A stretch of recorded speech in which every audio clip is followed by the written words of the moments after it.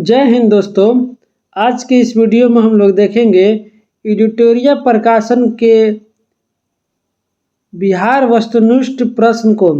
दोस्तों ये आपका चौथा संस्करण है जो कि 2025 में ही निकाला गया है।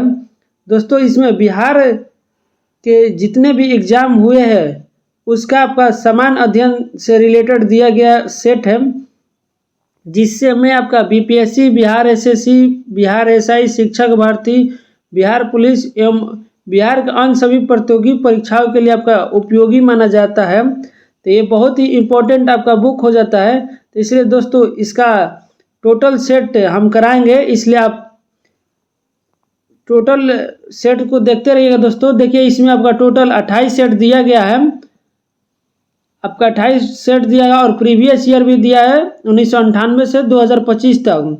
इसमें आपका टोटल सेट 29 से 53 तक दिया गया है, यानी दोस्तों टोटल आपका 53 सेट दिया गया है। तो दोस्तों चलिए सेट नंबर आज 1 से शुरू करते हैं।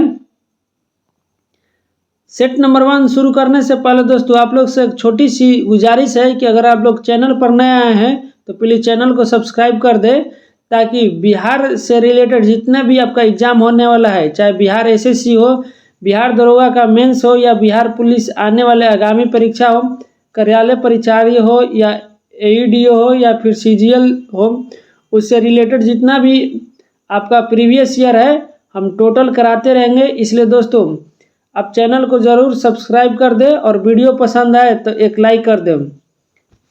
देखिए दोस्तों क्वेश्चन नंबर 1 पर चलते हैं। क्वेश्चन नंबर 1 कर रहा है कि बिहार टाइम्स पत्रिका के संपादन के दौरान डॉक्टर सच्चिदानंद सिन्हा के सहयोगी निम्न में से कौन थे? बताइए कि इसका राइट आंसर क्या होगा। तो दोस्तों आप लोग कमेंट में भी साथ साथ बताते चलिएगा कि सही उत्तर क्या है, और टोटल अंत में आप बताइएगा दोस्तों कि आप लोगों ने कितना सही किया है। क्वेश्चन कर रहा है कि बिहार टाइम्स पत्रिका के संपादन के दौरान डॉक्टर सच्चिदानंद सिन्हा के सहयोगी निम्न में से कौन थे? तो इसमें दोस्तों महेश नारायण, श्री कृष्ण सहाय, नंद किशोर लाल, ये तीनों आपके सहयोगी थे, यानी राइट आंसर ऑप्शन डी हो जाएगा। अगला क्वेश्चन देखिए दोस्तों, अगला क्वेश्चन कह रहा है कि डॉक्टर सच्चिदानंद सिन्हा किस वर्ष वकालत की पढ़ाई करने इंग्लैंड गए थे? बताइए इसका राइट आंसर क्या होगा कि डॉक्टर सच्चिदानंद सिन्हा ने किस वर्ष वकालत की पढ़ाई करने इंग्लैंड गए थे? तो इसका सही उत्तर होगा दोस्तों 1889 आपका सही उत्तर हो जाएगा, 1800 आपका 89। उसके बाद अगला क्वेश्चन देखिए, तीसरा नंबर का है दिसंबर 1916 के कांग्रेस अधिवेशन में किसके द्वारा पृथक बिहार के समर्थन में प्रस्ताव लाया गया था? बताइए कि इसका सही उत्तर क्या होगा कि दिसंबर 1911 के कांग्रेस अधिवेशन में किसके द्वारा पृथक यानी अलग बिहार के समर्थन में प्रस्ताव लाया गया था? तो ये आपका सही उत्तर होगा दोस्तों तेज बहादुर सप्रू के द्वारा। अगला 4 नंबर देखिए कि किस वर्ष से प्रति वर्ष 22 मार्च को बिहार स्थापना दिवस मनाया जा रहा है? बताइए कि किस वर्ष से यानी किस साल से आपका 22 मार्च को बिहार स्थापना दिवस मनाया जा रहा है? तो इसका सही उत्तर होगा दोस्तों 2010 से, और बिहार दिवस याद रखिएगा दोस्तों 22 मार्च को मनाया जाता है। अगला देखिए क्वेश्चन नंबर 5 की बिहार सरकार द्वारा संचालित लक्ष्मीबाई सामाजिक सुरक्षा पेंशन योजना के अंतर्गत कह रहा है कि विधवा महिलाओं को कितनी राशि प्रति माह देने की घोषणा की गई है? यानी लक्ष्मीबाई सामाजिक सुरक्षा पेंशन योजना के अंतर्गत विधवा महिला को कितना राशि मिलती है? तो ये आपका राशि 400 प्रति माह मिलती है। अगला है 6ठा नंबर की बिहार स्टार्टअप नीति 2022 के तहत राज्य के युवा उद्यमियों को कितनी राशि बिना ब्याज के 10 वर्षों के लिए दिए जाने की घोषणा की गई है? तो दोस्तों इसका सही उत्तर होगा आपका 10 लाख। बिहार स्टार्टअप नीति 2022 के तहत राज्य के युवा उद्यमी को 10 लाख 10 वर्षों के लिए दिया जाता है, जो कि बिना ही ब्याज पर होता है। अगला क्वेश्चन कर रहा है 7 नंबर के बिहार के किस व्यक्ति को देश में ऑपरेशन मैन के नाम से जाना जाता है? बताइए इसका सही उत्तर क्या होगा। बिहार के किस व्यक्ति को देश में ऑपरेशन मैन के नाम से जाना जाता है। तो इसका सही उत्तर होगा आपका रवि सिन्हा जी को। 8 नंबर देखिए दोस्तों, कह रहा है कि बिहार सरकार द्वारा 100% साक्षरता प्राप्ति का लक्ष्य कब तक रखा गया है। बिहार सरकार द्वारा 100% यानी 100% साक्षरता प्राप्ति का लक्ष्य कब तक रखा गया है।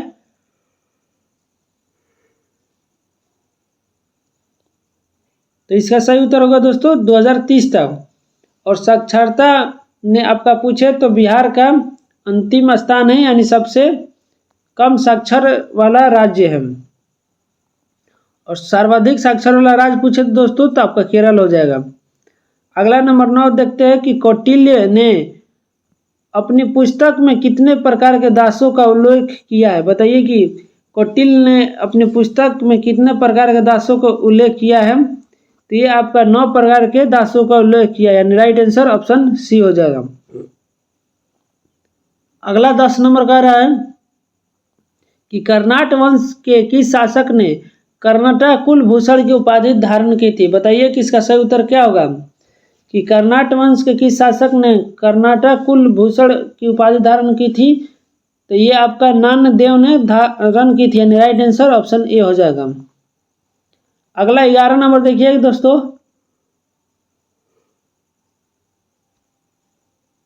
11 कह रहा है कि बिहार के मिथिला क्षेत्र में किसके शासनकाल में पंजी प्रबंध का विकास हुआ था। बताइए कि किसके शासनकाल में आपका पंजी प्रबंध का विकास हुआ था। तो इसका सही उत्तर होगा हरि सिंह देव के, यानी हरि सिंह देव के शासनकाल में आपका पंजी प्रबंध का विकास हुआ था। अगला 12 नंबर कह रहा है कि बिहार में सैनिक अभियान आयोजित कर बिहार को दिल्ली सल्तनत का अधीन करने वाला पहला प्रथम शासक कौन था। बताइए कि इसका सही उत्तर क्या होगा। यानी आपका कह रहा है दोस्तों कि बिहार को दिल्ली सल्तनत के अधीन करने वाला कौन सा शासक था। तो इसका सही उत्तर होगा दोस्तों इल्तुतमिश था। 13 नंबर देखिए दोस्तों, किस शासक के संबंध में कानूनगो द्वारा कहा गया है कि वह बाहर से मुस्लिम तथा अंदर से हिंदू था। बताइए इसका सही उत्तर क्या होगा। कि किस शासक के संबंध में कानूनगो द्वारा कहा गया कि वह बाहर से मुस्लिम तथा अंदर से हिंदू था। तो ये आपका शेरशाह सूरी के बारे में कहा गया था। और शेरशाह सूरी का मकबरा पूछे तो बिहार के सासाराम यानी रोहतास जिला में स्थित है। अगला देखिए दोस्तों 14 नंबर की 1607 में बंगाल का गवर्नर बने बाज बहादुर को किसने कुल खान की उपाधि दी थी। बताइए कि इसका सही उत्तर क्या होगा। कि 1607 में बंगाल का गवर्नर बने बाज बहादुर को किसने कुल खान की उपाधि दी थी। तो ये आपका जहांगीर ने दी थी। 15 नंबर देखिए दोस्तों कि किस शासक ने मनिहारी के युद्ध में शौकत जंग को पराजित कर मार गिराया था। बताइए कि किस शासक ने मनिहारी के युद्ध में शौकत जंग को पराजित कर मार गिराया था। तो आपका सही उत्तर सिराजुद्दौला होगा, यानी सिराजुद्दौला और शौकत के बीच आपका मनिहारी का युद्ध हुआ था। 16 नंबर दोस्तों देखिए क्वेश्चन कर रहा है कि माझी व्यवस्था का संबंध निम्न में से किस विद्रोह से है। बताइए कि माझी व्यवस्था का संबंध किस विद्रोह से है। तो ये आपका संताल विद्रोह से, यानी राइट आंसर ऑप्शन ए होगा। अगला 17 नंबर कह रहा है कि पीर मोहम्मद मुनीस ने अपने किस पत्रिका में चंपारण के किसानों की दुर्दशा का मानविक चित्रण किया है। बताइए कि इसका सही उत्तर क्या होगा। कि पीर मोहम्मद मुनीस की किस पत्रिका में चंपारण के किसानों की दुर्दशा की चर्चा है। तब का इनकी पत्रिका का नाम प्रताप था। अगला क्वेश्चन देखते हैं दोस्तों 18 नंबर की खिलाफत दिवस 1 अगस्त 1920 के दौरान निम्न में से किसने अपनी वकालत छोड़ने की घोषणा की थी। बताइए दोस्तों इसका सही उत्तर क्या होगा। कि खिलाफत दिवस के दौरान किसने अपनी वकालत छोड़ने की घोषणा की थी। तो इसका सही उत्तर होगा मोहम्मद जुबैर ने। 19 नंबर देखिए दोस्तों, बिहार के डुमरांव में नाशाबंदी आंदोलन की शुरुआत किस वर्ष हुई थी। बताइए कि बिहार के डुमरांव में नाशाबंदी आंदोलन की शुरुआत किस वर्ष हुई थी? तो ये आपका 1920 में हुई थी। अगला है 20 नंबर दोस्तों कि 1932 में अस्पृश्यता निवारण सम्मेलन का आयोजन कहाँ किया गया था? बताइए इसका सही उत्तर क्या होगा? 1932 में अस्पृश्यता निवारण सम्मेलन का आयोजन कहाँ किया गया था? तो इसका सही उत्तर होगा अंजुमन इस्लामी हॉल पटना में किया गया था, यानी राइट आंसर ऑप्शन ए हो जाएगा। अगला 21 नंबर देखिए, 1946 में कैबिनेट मिशन के तहत राज्यों के वर्गीकरण समूह में बिहार को किस ग्रुप में रखा गया था? बताइए कि इसका सही उत्तर क्या होगा? कि 1946 में कैबिनेट मिशन के तहत राज्यों के वर्गीकरण समूह में बिहार को किस ग्रुप में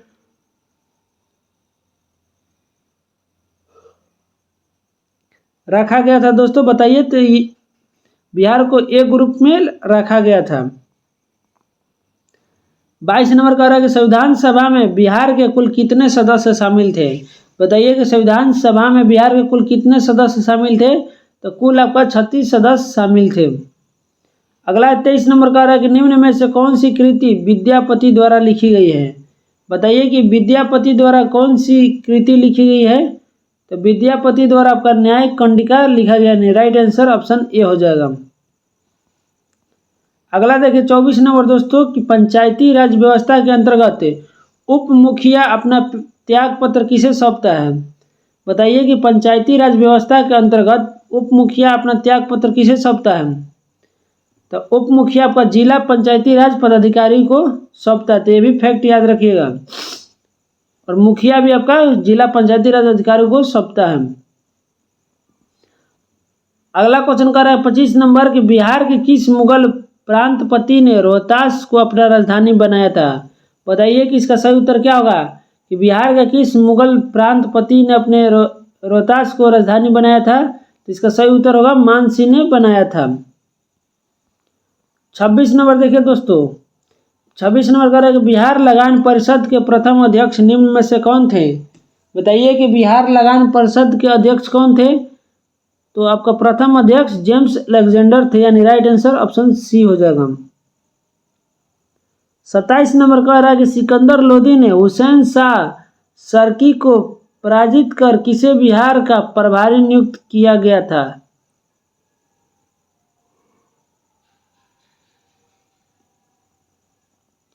बताइए दोस्तों कि इसका सही उत्तर क्या होगा? कि सिकंदर लोदी ने हुसैन शाह सर्की को पराजित कर बिहार का प्रभारी किसे नियुक्त किया था? तो ये सिकंदर लोदी ने दरिया खान नुहानी को बिहार का प्रभारी नियुक्त किया था, याद रखिएगा दोस्तों, दरिया खान नुहानी। अगला देखिए 28 नंबर दोस्तों की निम्न में से किस आंदोलन के दौरान बिहार में स्वराज ट्रेन का परिचालन किया गया था? बताइए कि किस आंदोलन के दौरान आपका बिहार में स्वराज ट्रेन का परिचालन यानी चालन शुरू किया गया था? तो ये आपका भारत छोड़ो आंदोलन के दौरान, यानी राइट आंसर ऑप्शन ए होगा। 29 नंबर कह रहा है कि शुष्क पर्णपाती वन का विस्तार बिहार के किस जिले में सर्वाधिक है? बताइए दोस्तों कि शुष्क पर्णपाती वन का विस्तार बिहार के किस जिले में स्थित है? तो ये आपका गया में भी है, जहानाबाद में भी है, रोहतास में भी है, यानी ऑप्शन डी इसका सही उत्तर होगा कि शुष्क पर्णपाती वन का विस्तार गया, जहानाबाद, रोहतास सभी क्षेत्र में है। अगला है 30 नंबर के बिहार में बरैला झील पक्षी अभ्यारण्य कहाँ स्थित है? बताइए कि बिहार में बरैला झील पक्षी अभ्यारण्य कहाँ स्थित है? तो ये आपका वैशाली में स्थित है। नेक्स्ट क्वेश्चन कर रहा है दोस्तों, बिहार के किस पक्षी बिहार में लालसर नामक कश्मीरी पक्षी अक्टूबर से फरवरी माह तक प्रवास करते हैं? बताइए दोस्तों इसका सही उत्तर क्या होगा? कि बिहार के किस पक्षी बिहार में लालसर नामक कश्मीरी पक्षी आपका अक्टूबर से फरवरी तक निवास करते हैं? इसका सही उत्तर होगा बक्सर के पक्षी बिहार में।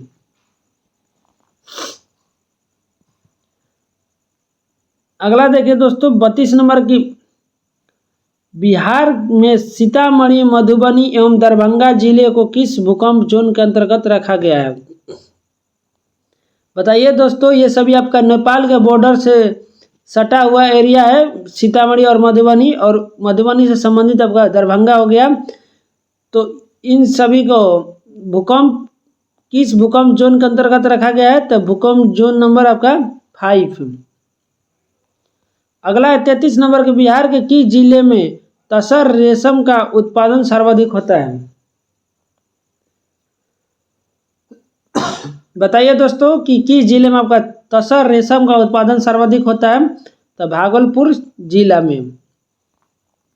अगला है 34 नंबर के, बिहार में स्थित कोसी परियोजना की नहरें कहाँ से निकलती हैं? बताइए दोस्तों कि बिहार में स्थित कोसी परियोजना की नहरें कहाँ से निकलती है? तो ये आपका हनुमान नगर के निकट से। नेक्स्ट क्वेश्चन कर रहा है 35 नंबर के, बिहार से प्राप्त हुआ पहला द्विभाषी अभिलेख निम्न में से किस शासक से संबंधित है? बताइए इसका सही उत्तर क्या होगा कि बिहार से प्राप्त पहला द्विभाषी अभिलेख किस शासक से संबंधित है? इसका सही उत्तर होगा दोस्तों बाबर से संबंधित है। 36 नंबर देखिए कि ग्राम कचहरी में अपील की सुनवाई हेतु न्यूनतम पंचों की गणपूर्ति की संख्या कितनी होनी चाहिए? यानी ग्राम कचहरी में जब अपील की सुनवाई होती है तो उसमें पंचों की संख्या कितनी होनी चाहिए? तो इसमें आपका कम से कम 7 होनी चाहिए। अगला 37 नंबर का है कि बिहार के किस क्षेत्र में लेटेराइट मिट्टी सर्वाधिक पाई जाती है? बताइए दोस्तों कि बिहार के किस क्षेत्र में आपका लेटेराइट मिट्टी सर्वाधिक पाया जाएगा? तो सर्वाधिक आपका छोटा नागपुर के पठार के उत्तरी भाग में। अगला देखिए 38 नंबर क्वेश्चन चलते हैं। देखिए दोस्तों, वस्तुनिष्ठ बिहार समान अध्ययन से संबंधित ये सभी आपका सेट बना हुआ है और सभी क्वेश्चन है जो कि बिहार के जितना भी एग्जाम होने वाला है उसमें आपका बहुत ही महत्वपूर्ण योगदान देगा आपका रिजल्ट होने में। तो अगला क्वेश्चन देखते हैं 38 नंबर की, मध्यकाल में बिहार शरीफ प्रसिद्ध था। बताइए कि मध्यकाल में बिहार शरीफ किस लिए प्रसिद्ध था? तो बिहार शरीफ प्रांतीय प्रशासन के केंद्र के रूप में आपका प्रसिद्ध था। अगला 39 नंबर के, बिहार सरकार द्वारा किस वर्ष पर्यटन को उद्योग का दर्जा दिया गया है? बताइए कि बिहार सरकार द्वारा किस वर्ष पर्यटन को उद्योग के दर्जा दिया गया है? तो इसे आपका 1987 में दर्जा मिला है। अगला है 40 नंबर के, निम्न में से किसे फिरंगिया संगीत के रचयिता के रूप में जाना जाता है? बताइए कि निम्न में से किसे फिरंगिया संगीत के रचयिता के रूप में जाना जाता है? तो आपका मनोरंजन प्रसाद सिन्हा को जाना जाता है। अगला है दोस्तों सूची ए को सूची 2 से मिलान करना है। पहला है कि बिहार स्टार्टअप नीति। तो बिहार स्टार्टअप नीति आपका 2022 में शुरू किया गया है। बिहार कृषि निवेश प्रोत्साहन नीति। तो बिहार कृषि प्रोत्साहन नीति आपका 2020 में शुरू किया गया है। ऑक्सीजन उत्पादन प्रोत्साहन नीति। ऑक्सीजन उत्पादन प्रोत्साहन नीति आपका 2021 में शुरू किया गया है। और कृषि रोड मैप की शुरुआत आपका 2008 में शुरू किया गया है। यानी डी, ए, बी और सी इसका सही उत्तर होगा। ऑप्शन सी इसका सही उत्तर हो जाएगा दोस्तों। अगला क्वेश्चन देखिए, कह रहा है कि सविनय अवज्ञा आंदोलन के दौरान हजारीबाग जेल से किस हस्तलिखित मासिका पत्रिका का प्रकाशन होता था? बताइए दोस्तों कि इसका सही उत्तर क्या होगा कि सविनय अवज्ञा आंदोलन के दौरान हजारीबाग जेल से किस हस्तलिखित मासिका पत्रिका का प्रकाशन होता था? तो आपका बंदी कैदी के नाम से प्रकाशित होता था। और हजारीबाग जेल से आपका जयप्रकाश नारायण ने भारत छोड़ो आंदोलन के दौरान दीवार को फांदकर भाग गए थे। अगला देखिए 43 नंबर के, निम्न में से कौन बिहार सरकार के महत्वाकांक्षी योजना 7 निश्चय पार्ट 2 के अंतर्गत शामिल नहीं है? बताइए इसका सही उत्तर क्या होगा? बिहार में कौन बिहार सरकार की महत्वाकांक्षी योजना 7 निश्चय पार्ट 2 के अंतर्गत नहीं है? इसमें आपका सशक्त महिला, सक्षम महिला है, सुलभ संपर्कता भी है और स्वच्छ गांव, समृद्ध गांव भी है। लेकिन बिहार विकास राज्य का विकास ये आपका नहीं है, यानी राइट आंसर ऑप्शन डी हो जाएगा। अगला देखिए दोस्तों 44 नंबर, 44 का रहा है बिहार सरकार द्वारा संचालित मिशन 5.0 का संबंध किससे है? बताइए कि बिहार सरकार द्वारा संचालित मिशन 5.0 का संबंध किससे है? तो ये आपका वृक्षारोपण से है। 45 नंबर देखिए दोस्तों कि वाल्मीकि रामायण में बक्सर क्षेत्र के लिए किस शब्द का प्रयोग किया गया है? बताइए कि वाल्मीकि रामायण में बक्सर शब्द के लिए किस शब्द का प्रयोग किया गया है? तो ये आपका मलद शब्द और करुणा दोनों शब्द का प्रयोग किया गया है, यानी बक्सर क्षेत्र को मलद भी कहा गया और करुणा भी, यानी राइट आंसर ऑप्शन डी हो जाएगा।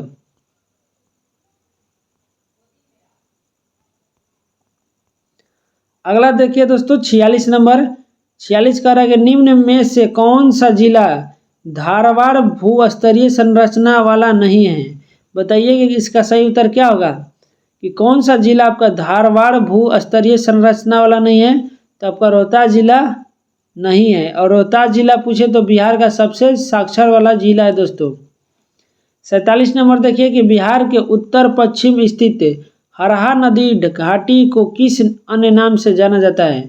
बताइए कि इसका सही उत्तर क्या होगा, कि बिहार के उत्तर पश्चिम स्थित हरहा नदी घाटी को किस अन्य नाम से जाना जाता है? तो इसे आपका दून घाटी के नाम से भी जाना जाता है। अगला क्वेश्चन देखिए दोस्तों 48 नंबर कि बिहार के उत्तरी मैदानी भाग में पश्चिम से पूरब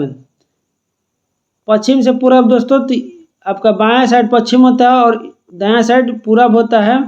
तो पश्चिम से पूरब की ओर बढ़ते क्रम में दोआब का सही क्रम निम्न में से क्या है? यानी बायां से दायां तरफ दोआब का क्रम पूछा है दोस्तों। तो सबसे पहले आपका घाघरा गंडक दोआब है, उसके बाद गंडक कोसी दोआब है, और लास्ट में आपका कोसी महानंदा दोआब है, यानी आपका क्रम सही दिया गया है 1 2 3, आपका राइट आंसर ऑप्शन ए हो जाएगा। अगला देखिए 49 नंबर कर बिहार में बहने वाली नदी फल्गु निम्न में से किन नदियों के संगम का रूप है? बताइए कि बिहार में बहने वाली नदी फल्गु निम्न में से किन नदियों के संगम से बना है? तो ये आपका मोहाना और लीलाजा नदी के संगम से बना है, राइट आंसर ऑप्शन ए हो जाएगा। और इस सेट का दोस्तों लास्ट क्वेश्चन है आपका 50 नंबर।